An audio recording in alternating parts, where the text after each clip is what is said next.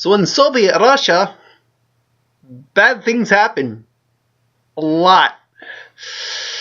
Yeah, this was Child 44. My friend was, I had to drop my friend off, so that's just me for doing this review. So, Child 44, starring Tom Hardy, Naomi Rapace, Gary Oldman's in there. It basically detailing the pursuit and capture of a give me one second. I'm just getting the IMDb page up here of a child killer in 1953 Soviet Russia. Tom Hardy plays I guess you could say he's the investigator doing it, but there's a lot of he gets demoted and stuff like that, and lots of problems going on with his wife, and him being demoted and transferred, and the crappy quality of life in Russia, and finding the killer.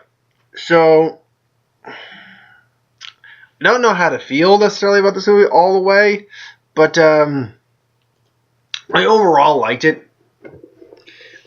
I immediately had some issues going into the movie when the first action sequence we had, and there's only 2 or 3 key action pieces in this movie. 2 of the 3 key pieces of action sequences we had. One is a firefight, near the beginning of the film. The other is a fight in a train, and then there is the end fight at the end. And what am I saying? Sorry, it's almost 2, so I'm a little tired, so bear with me. They are a little shaky cammy. I'm not gonna lie. They're a little shaky cammy. They're a little all over the place, which it fits a bit into the scenario, as I was discussing with my friend. But for me, it is distracting. It was distracting. And it was a little better in the train sequence just because of the type of fight that was, but it was definitely distracting for the first fight it was in. The movie also feels like it drags a bit. It does. I mean, it's about an hour into. Actually, I should have the length of this movie right up here. Give me 1 second to find the length of this movie. The length of this movie was an hour, and that's about spot on. So it's about 2 hours and 17 minutes. It feels that at points. I actually checked my phone at one point to check the time. I'm like, how much longer does this film have? It did at least, from when I checked, at least there are 40 minutes to go. It's a long movie, so get ready for a sit. But other than that, generally speaking, it's a pretty good movie. All the actors do a fine job. Tom Hardy is a great lead. His accent's a little hit and miss. In the beginning, it sounds a little cartoonish. I'm not gonna lie, but you grow into it. He's good. He plays Leo Demidov. And he was an orphan, and then he's adopted, and he's now the head of, they should have actual, is he? Remember of it, but basically military investigation services in the Stalin-era Soviet Russia. So he was the head of that, and then he's not. And, excuse me, sorry, there's a trailer for Ex Machina, which... You'll have to forgive me if I briefly go back to the screen now, because I would like to see when this gets released, because I was intending to see that last week, and it did not get released. So, I'd like to know when the release date for this actually is. Okay, show me a release date, show me a release date, show me a release date, show me a release date. Is it going to be next week? And now playing in it's select theaters. Damn it! So, enough of my sidetracking and bit disappointment.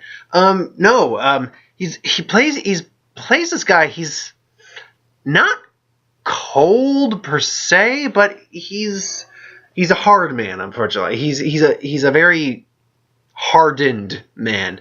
He's an orphan of war. He's basically an investigative force who has to. One of the main jobs is to find and locate traitors, and he's dealing with people, and involves him sometimes doing things he doesn't want to do, but he does it for his country. And he ends up orphaning these 2 kids. Now, actually, he doesn't end up doing it. Who we'll call our main antagonist. Our main antagonist, Joel Kinnaman, who plays Vasily. God almighty, what a piece of crap individual this guy is.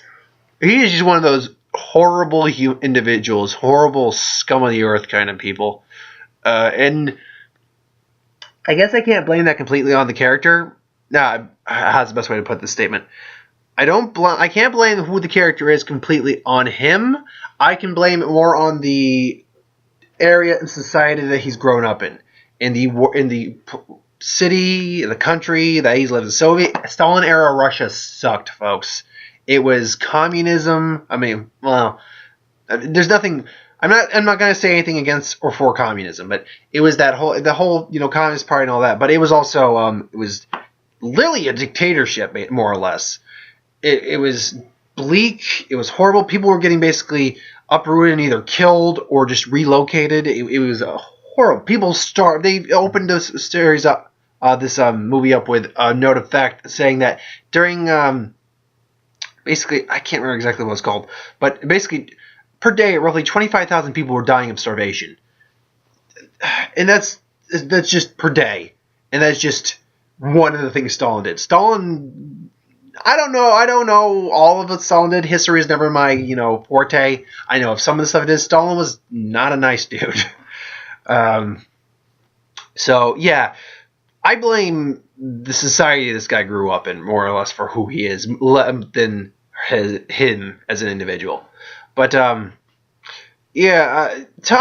Hardy is basically like the good man stuck doing the bad job, stuck doing the bad things. He's just, and he makes a note to Noomi Rapace, his wife, that near the end of the movie he asks her if he's a monster, and she just says, "No, you're not a monster." Because you look at him compared to, say, again, the Vasily character. No, he's not a monster. He's a man who feels remorse and wants to actually help.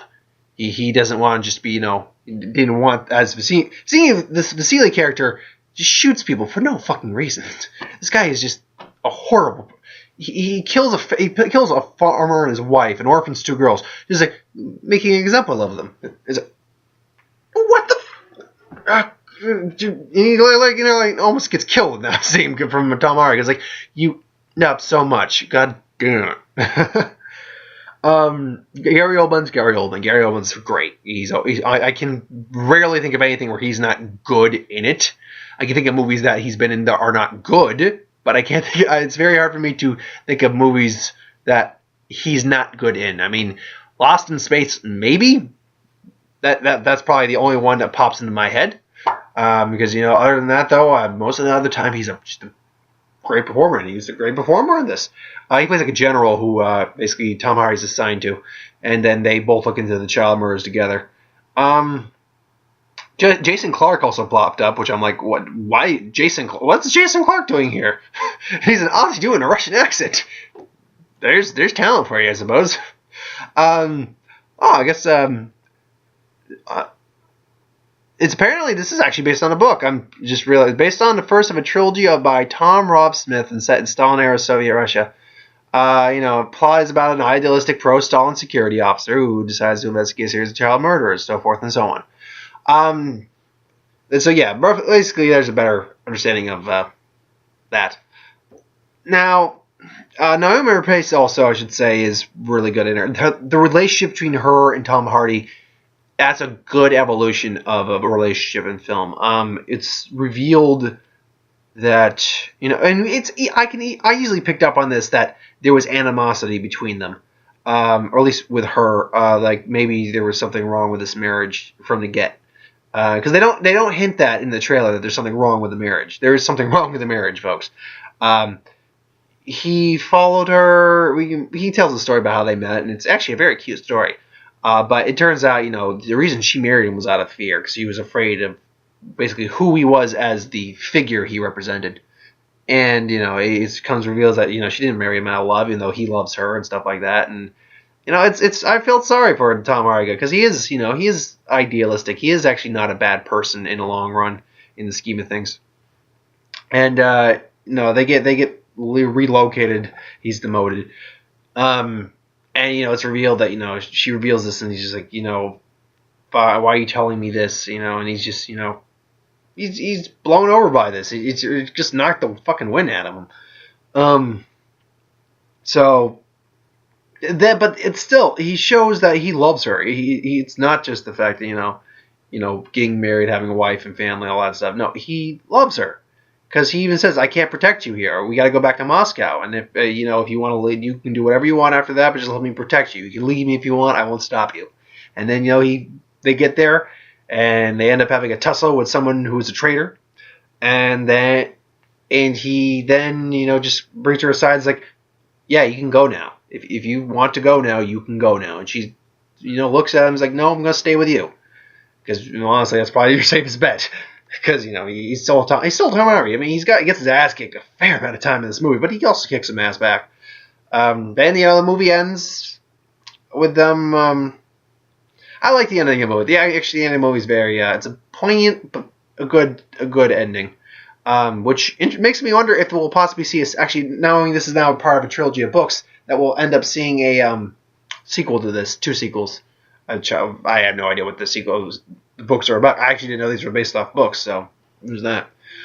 The overall, plot of this, plot structure, the overall storytelling, man, we don't even get to the basically main reason child porn. We don't get to the killer part of it for at least 20 minutes of the film. 25 minutes easy. And then we're only getting snippets and bits. Like the first time we see the child killer, who, actually, give me 1 second. I want to make sure I find this guy, because I know the actor. I do. Photographer. I can't find him, unfortunately. If you remember something like World's End or Hot Fuzz, he was I'm pretty sure it was him anyway. He's like in the World's End. He's the he's one of the 3 who makes it out alive and not changed. He's the one who ends up marrying the Rosamund Pike character. So pretty sure that was Rosamund Pike in there. But yeah, he's the one who ends up marrying her. So yeah, he plays the killer, and he's a very actually tragic kind of character. It's revealed that he too was an orphan, and that him and Tom Hardy have that face to face, you see both the walls breaking down. They're both orphans, but whereas he kind of was able to make it out and retain his humanity, he on the other hand did not have that privilege. He ended up he talks about how this reminds me of searching the forest for grubs or rats or even a cat we're lucky. We even ate each other, the weakest of us, and obviously he was one of those. So that's he's lost and he didn't know how to stop, and it wrecked him inside. It did. You could see it. You see him just break down. It just destroyed him, but he couldn't stop. And it's tragic. It's sad. This is a bleak film, folks. This film is not for the faint of heart. There's lots of there's language, and there's lots of violence. There is a grim ton of violence. But that being said, if you can tolerate the bleak stuff, you can tolerate the gore, and there's not a lot of gore, but there's definitely a little bit of gore. If you can tolerate the blood, the violence, and it's a good watch. It's a good kind of mystery, because it's not necessarily that we don't know who did it. We know who does it after like a certain time in the film, and we see him kind of go through the motions doing it, but we also don't we don't know how it's basically going to end for this. And in the long run, the killer is not the main villain of this movie, actually. I mean, he's a killer, but he's actually a tragic figure, and he's just a pathetic kind of person in the long run. I think it seems, not because of what's created him. No, the villain really is that Joel Al Killiman, Vasily, because he's just a horrible individual. Just terrible person. So, yeah. If I were to give this a rating, I'd definitely give it a 7.5. It's a good, solid watch. It's not for everyone. Not everyone can see this. Obviously, it's rated R. But it's not for everyone. It's definitely not for anyone who might be a little squeamish around blood. And you get ready for a sit and get ready for a bleak sit. I guess that's a good way to put it, because it's, again, 2 hours and 17 minutes long. It's not a short sit. And it does feel, at least for me, it felt like it dragged its heels a little bit, but nothing terrible. I was invested in these characters. I would not have been surprised if, Tom Hardy's character died, but there's a spoiler for you. He didn't die, but I didn't spoil too much in this, but I spoiled enough. But whatever, I'm not going to put spoilers on this one. Well, yeah, I'm not going to title it with spoilers. So yeah, final thoughts. It's a good movie. It is. I would recommend anyone who's interested in seeing it to go see it. Just beware what you're going into. It's a 2 hour 17-minute movie. It is bleak, and for me it does seem to drag at points. But my complaints, you might see it differently. My friend saw it differently, so she really liked it. She'd actually want to see it again. I think I'm good with the first show, the one show. Other than that, though, yeah, I would recommend this to people. So thanks for watching. I do remember one trailer we got, and oddly enough, is a trailer I got in the last one that I did not remember. I got the Love and Mercy trailer again. This time, I actually know what it's about and remember what it's about. So it's actually a biopic of the Beach Boys, particularly the lead singer, whose name escapes me at the moment. And we're seeing basically what happened to him, the progression of mental illness or delusions. We're going back and forth from different eras. We're going to when he was, when it was the Beach Boys, and he's playing his young versions being played by Paul Dano, and then we're going to the present version of him played by John Cusack, and the somewhat mental illness he has, and the fact he's kind of drugged up a lot of the time. Paul Giamatti is essentially his caretaker, and it's dealing with that and him trying to basically save himself, more or less. So yeah, that looks good. My friend Shanae made a comment about how they're only doing this because of the Jersey Boys. It's like, maybe, but Jersey Boys came out last year. Nah, I would actually argue against that, actually, because if Jersey Boys came out last year, then again, I don't know when this is actually coming out. Give me 1 second, actually. I'm going to see if I can find Love and Mercy. And Mercy, when is that coming out? That one comes out it's coming out this year in February. Wait, what? Love and that can't be right. February 16th, 2015. That makes no sense. There's no way that came out this day. 1 second. Coming in. Okay, that's coming in. I don't know why it said February. Coming in June. So June. So that means they probably started filming. Let me see here. I don't know. Let me see if they have like actual information on when they started filming this. No, it doesn't look like I have any information when they started filming this. If I had to guess, then they probably started filming this movie at least 6 months ago. Because usually there's a grace period. You got to finish editing the film, then you got to bring the trailer out, and then it'll show up usually within a certain amount of time after that. If I were to guess, if this comes out in June, this movie was probably shooting about 8 months ago, give or take. So probably maybe November-ish. Maybe, probably movies depend. A movie can take anywhere amount of time depending on the movie. A movie like this probably took anywhere from 2 to 3, maybe even 4 months maximum. Well, actually, a movie like this actually probably only took maybe 2 to 3 months because it's not like a big blockbuster or anything like that. So that means they were done probably in February, give or take. And then they got the trailer out a couple months later. So yeah, that would seem to sound about right to me. And then Jersey Boys came out in the summer. Came out, I think, July of last year. No, I have a feeling this was probably in the works along with that. But I will not disagree with her on the whole, because of Jersey Boys. Because Jersey Boys, get on up. I think there was one of Sinatra a little while ago. According to Sinead, there might have been. And now we got this. Yeah, they're kind of trying to go into the whole biopic territory. So it was probably in the works along with Jersey Boys. Just Jersey Boys came out first. So that's all I got. Again, I give this movie a solid 7.5 out of 10. I'd recommend anyone who wants to see it, go see it. Again, I'm tired. It's past 2. So thank you for watching. I hope you enjoyed. Like, comment, share, subscribe. As always, if you want us to review something, put in the comments below. Let us know. We'll do a review at some point. Or get in touch with me. That's actually why I went to see this one instead of Paul Blart Mall Cop 2.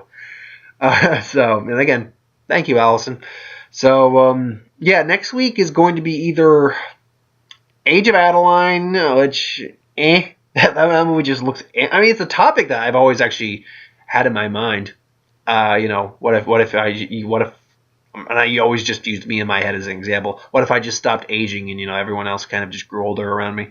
So it's a concept I like. The movie as a whole, I'm just not sure I'm going to care that much about. Then we got Little Boy, the kid who can, whose faith is, super powerful. He's just, let's say you're a little boy. My faith can move a mountain. Move a mountain. Was that an earthquake? It's a miracle. Why is an earthquake a miracle? That was, I didn't understand that. I went, no. I get the line. It's a stupid line because of the context of that. But maybe that scene plays out differently. Who knows? And then we got the Water Diviner. Divine. Yeah, it's Diviner. That's got Russell Crowe, and he plays a father who's lost his wife and his kids and stuff like that, and lost the kids in the war. I think the wife killed herself, and he basically said, I'm going to bury them with you. I'm going to find them. So he goes to find the bodies of his sons. And as it turns out, one of them may actually still be alive. So now it's him trying to, have faith and go to his son. That, of those 3 I just mentioned, looks the best of them. And Russell Crowe is a pretty damn good actor. Despite how he is kind of maybe personally, he's a really damn good actor. So, yeah. So thanks for watching. I hope you enjoyed, and I will see you for the next one. I'm not honestly sure if I'll have movie news up this week, believe it or not, because really the stuff I could talk about, more or less, is, I did the Star Wars trailer. I mean, the Star Wars trailer rocked. I've still got it up on my screen right now. I may actually watch it one more time before I go to bed tonight. And, yeah, there's not a great deal out for movie news right now. Because, I can only go by so many sources, unfortunately. I mean, yeah, I go to AMC for a lot of their movie news and all that stuff for confirmation, because I know they don't report on false crap. But also, I go to other sites too. But unfortunately, most of the sites, Movie Pilot, I go to when I know the thing they're talking about is confirmed. Because they have fun articles. I'll admit that their articles are fun. But I don't use them as a reputable source because they do report on a lot. They just sometimes have speculation articles that's no point in them talking about. So more or less, the only time I ever use Movie Pilot is usually if I need to use them as like a link. So, yeah, I can't guarantee I'll have movie news. That's all I can really say. I can't guarantee I'll have that this week. And I don't have, this week you're not doing, or at least I'm not doing a, who would win. That'll be, next week. Next week will be a who would win. And I'll save what that one will be till next week. So, but yeah, thanks for watching. I'll see you for the next one. Night, folks. I'm tired. Sorry for dragging this out. Good night.